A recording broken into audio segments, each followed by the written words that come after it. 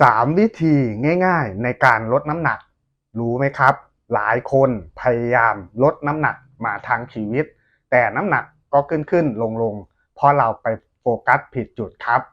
ความอ้วนไม่ใช่เรื่องกินเยอะหรือกินน้อยแต่มันเกี่ยวกับฮอร์โมนอินซูลินครับ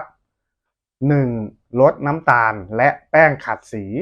อาหารหวานๆและแป้งขัดสีจะทำให้อินซูลินพุ่งสูง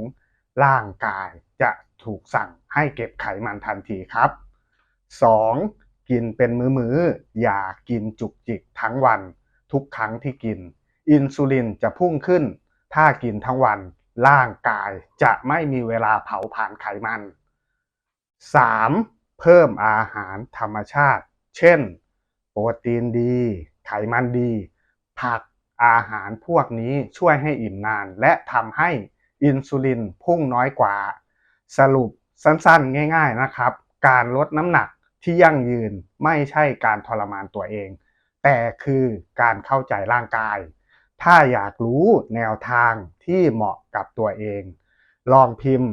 น้ำหนักกับส่วนสูงไว้ในคอมเมนต์ได้นะครับ